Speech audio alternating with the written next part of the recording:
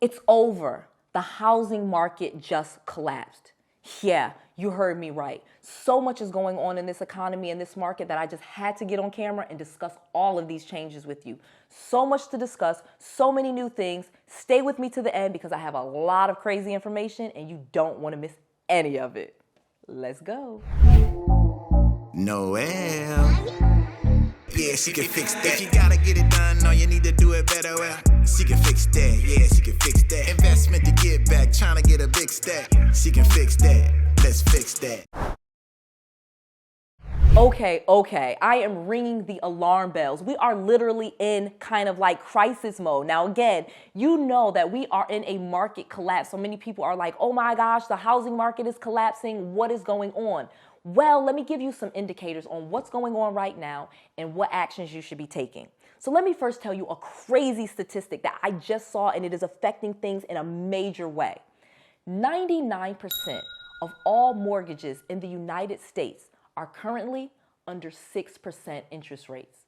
Okay, you're hearing that. But I'm going to say that again because I don't think you're really getting what I'm saying. 99% of all of the mortgages, the home mortgages for single family homes, the person that borrowed the mortgage has an interest rate of 6% or less, okay? 99%. So today, the time that I'm making this video, current interest rates, even if you have great credit, because I just checked, the interest rate was 6.75, okay? 6.75 for a 30-year fixed mortgage. Think about that for a second. So if I go to buy a house right now, the lowest interest rate that I can get right now, if I have good credit, is 6.75. And in some cases like FHA loans, VA loans, government loans, USDA, those interest rates are already in the 7% range. But all of the mortgages that people already have are less than 6%. So that's creating a situation where people are not wanting to sell their homes because they know they're going to get into a mortgage that's way more than the interest rate that they're paying now. Literally, I have 4 mortgages that I was just looking at, and they are all under 3%.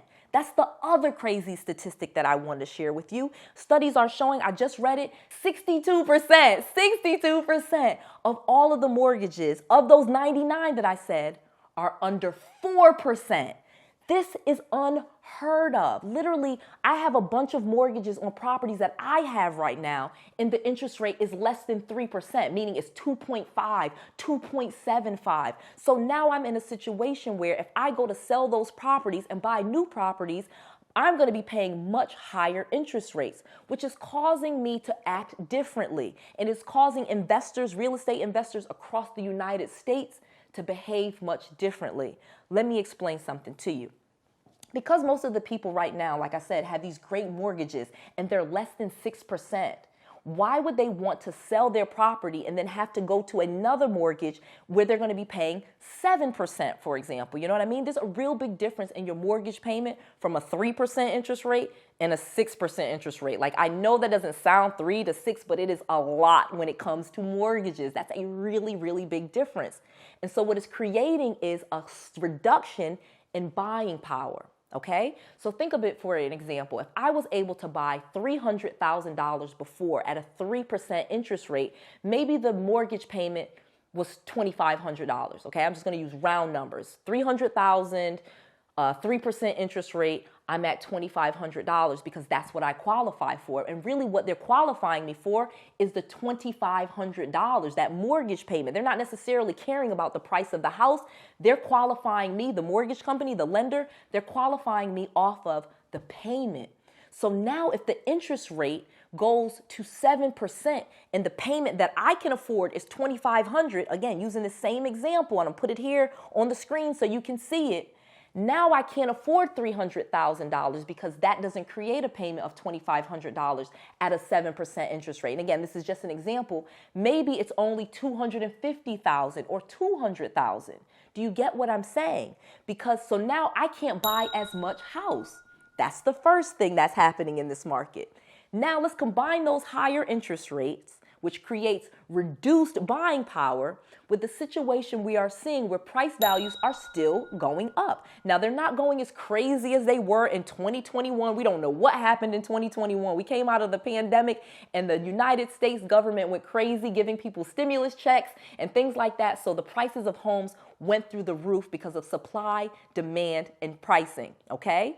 But now levels are starting to level out, but prices, of course, are still higher than they were prior to the pandemic. So we have higher prices. So that same home that you may have bought in 2019 is now worth probably about 30–40% more. So if the house was $200,000 in 2019, it's probably around $330,000 right now, okay? In some areas, especially the areas that I invest in Georgia, Texas, Florida, Illinois, some of those states that we love investing in. We have the situation where the prices have gone up, the interest rates have gone up, so we can't buy as much home, and now sellers are not wanting to sell as many properties because they don't want to give up those really low interest rates.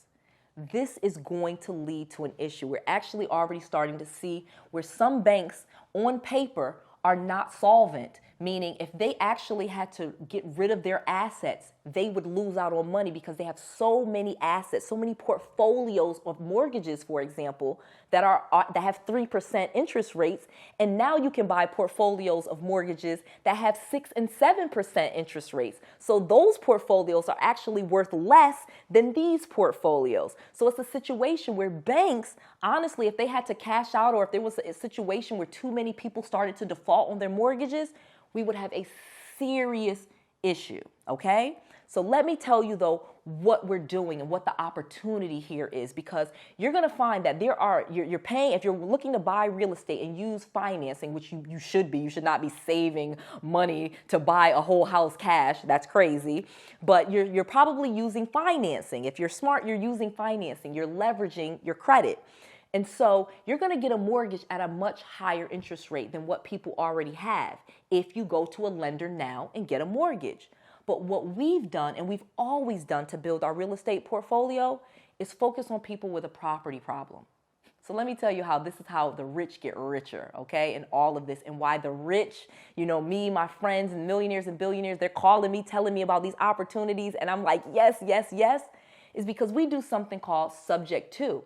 So many times, even with multi-family, and this is really popular when it comes to multi-units, even hotels and apartment buildings, taking over the seller's mortgage payments, okay? Like buying the home or buying the real estate subject to the existing financing staying in place. This happens all the time in big commercial real estate because, like I said, it's really easy just to assume their mortgage in apartment buildings. We often take over the seller's financing, but it's not as popular in the single family home market. People are really funny about letting someone else pay their mortgage unless they're already past due or they're in some type of financial distress, like maybe they lost their job, maybe someone died, maybe someone's sick, maybe someone got relocated. You get what I'm saying? This is how real estate investors make millions. We don't focus on the retail market because, like I said, it's collapsing. It's a disaster. Those people have less than we have 62% of the mortgages. People don't even they have less than a 4% interest rate, and 99% of them have less than 6%, and rates right now are nearly 7%. So if you do subject to, guess what? You now get to take advantage of these really low interest payments. People are literally going into foreclosure on mortgages that have 2.5% interest rates. Yeah. So mind blown, right? Like I'm getting some cheers. Okay, let's stop for a second. I need you guys to put in the comment section. Like, this is why y'all love Noelle, and this is why I love you. I tell you the truth. So put in the comment section right now what you are going to do with this opportunity. I want to see, I am going to get some rental properties, okay? I need to see that in the chat box, in the comment section right now. I am getting some rental properties. You see it, you understand how to do it, and I have an entire playlist that teaches you how to invest in real estate with no money or credit. Please check out that entire playlist where I give you the step-by-steps, the contracts, what you need to say to the sellers, the whole thing. But the bottom line to this video, because I can't get into all of that in this video, is the opportunity is there, and now is the time. If you are watching this right now or in the next few months in 2023, you know this is where you should be, and this is the opportunity that you should be working on.